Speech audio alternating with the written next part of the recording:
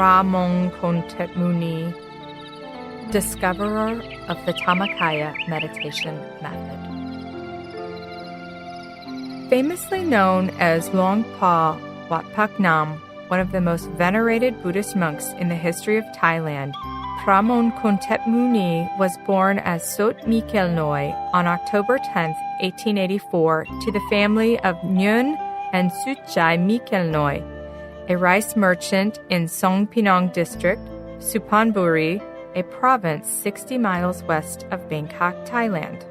Sot was the second born of 5 brothers and sisters, with an older sister, Da, and 3 younger brothers, Sai, Puk, and Samruam, in order of birth. Sot was an intelligent child with a strong willpower. In whatever he set out to do, he would always persevere until it was done, and done well.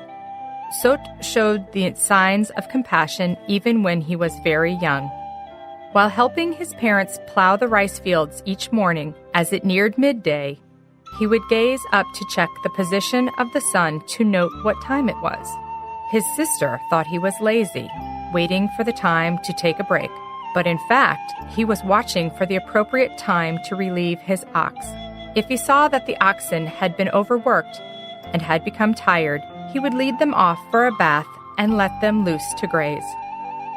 Sot helped his parents with their work until he was 9, when he began his formal education with his uncle, a monk at Sompinong Temple.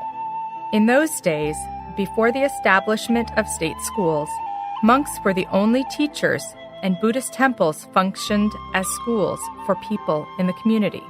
When his uncle left the monkhood, he went on to continue his study at Bong Pla Temple, Nakhon Pathom province, where he studied Thai and Cambodian languages. Sot was 14 when his father passed away. As the eldest son, the burden of running the family business and supporting his mother and siblings fell on his young shoulders. He took over his father's rice trading business and worked hard to grow the business. Soon, his business prospered and the family became well established. A turning point in his life came when, in one trading trip to Bangkok, he sold all the rice in his boat and headed home with the empty barge and a large sum of money. The main river routes that he traveled were extremely treacherous, so he took a detour through a remote waterway known as Kong Bang Itan.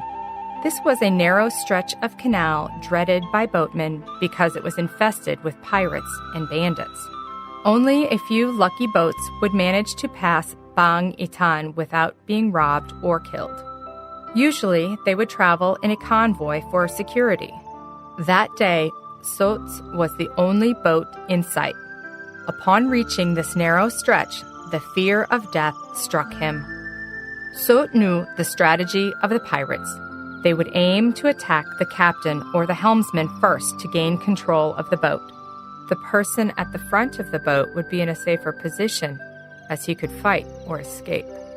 Sot's survival instinct told him that he should switch his position from the helm to the front of the boat to avoid danger, so he ordered his crewmen at the front to take his place at the helm. Then a guilty conscience struck him. He thought, "All the crew gets from me for looking after this wretched barge is 11 or 12 baht a month, equivalents of 50 to 60 cents in those days. As for me, I am the owner of the boat, and I have all the money. If I hand down death to my less than fortunate workers, I would be taking advantage of a fellow man. This is the wrong thing to do. The money is mine. The boat is mine. If someone should die, it should be me. Let the workers escape so they can live to take care of their families." He was ashamed for having made the selfish move. He called the crewmen back to the oars and sat himself at the tiller with a rifle in his lap. Although he finally managed to pass through the crisis in safety, the whole episode left him with a deep sorrow for his fellow men. He came to realize making a living is such a hard thing indeed. To go through such an ordeal just to avail oneself of a day's wage. Material wealth is so ingrained in man's values that he loses touch with the reality and true purpose in life. In the end, everyone must die. My father has died. My relatives have died. And when they died, they could take nothing with them. What is the point of having all these possessions when you can't enjoy them after your death? One day, I, too, must die. Haven't I learned from my deceased father and relatives? He pondered about what he should do with his life and came to the conclusion that there was nothing more worthwhile for him to do than pursuing a life of purity by becoming a monk. He made the resolution, "Please don't let me die before I have a chance to ordain. Once I take ordination, it will be for life." Sot entered the monkhood in July 1906 at Sonpinong Temple when he was 22. He was given the monastic name of Jandasaro Bhikkhu. He began practicing meditation the next day and continued to do so until the last day of his life. For many years, he journeyed through many forests and mountains throughout the country of Thailand, searching for the best meditation teachers to apprentice with. After 11 years of practice with some of the best Thailand had to offer, he still felt that he had not yet attained the ultimate knowledge realized by the Buddha. So he decided to set out on his own. He studied Visuddhimagga, the Path of Purity, a scriptural text on meditation practice, and practiced on his own. One morning, while taking residence at Baco Luang Temple, Nonthaburi Province, he went to the chapel to meditate. He determined to stay unmoved until the midday drum sounded. Time for the last meal of the day at 11 a.m. He began meditation around 8 a.m. After a couple of hours, right before the sound of the midday drum, his mind began to settle to a completely standstill state. Whereupon a bright sphere the size of an egg yolk appeared at the center of his body.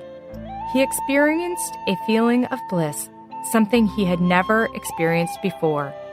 He knew in his heart that this was the beginning of the path to spiritual attainment. He was overjoyed. Even the midday meal tasted extraordinarily delicious that day.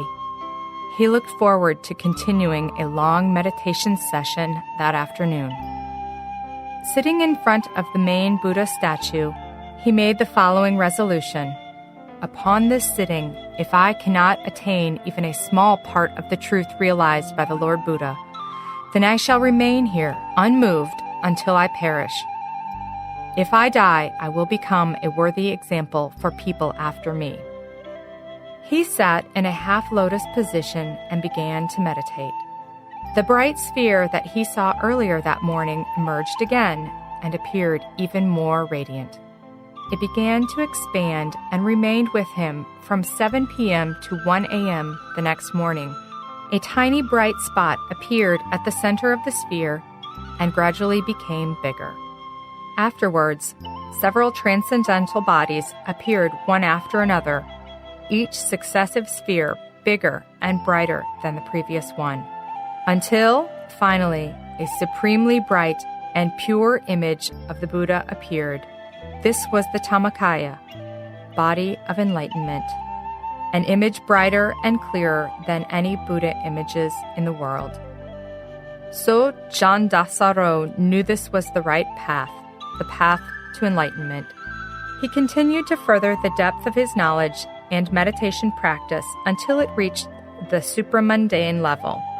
His meditation skills and mental powers became so powerful that he became Thailand's most revered meditation master. He devoted his time and attention in practicing and teaching his meditation method to the general public. The Dhammakaya knowledge that he rediscovered was so profound that he aimed to use it to help all beings reach an end of all defilements and free from the cycle of rebirth. In 1916, Sot Jandasaro was appointed abbot of Wat Pak Nam, Pasijarin. His reputation as a meditation master and the miracles associated with Buddha amulets created by him made him a sought-after spiritual teacher. He organized a 24-hour meditation workshop to train gifted meditators. Many of his students reached the highest level of meditative attainment known as attaining the Dhammakaya. He was also the first Thai preceptor to ordain a Westerner as a Buddhist monk. He later rose to a higher monastic rank with a new monastic name of Pramon-Kontep Muni. Pramon-Kontep Muni passed away in 1959 at age 75. He became one of the most revered Buddhist monks in Thailand's history. After his death, his top disciple, a nun by the name of Jan Konukyung, continued to further the legacy of the Dhammakaya knowledge on his behalf.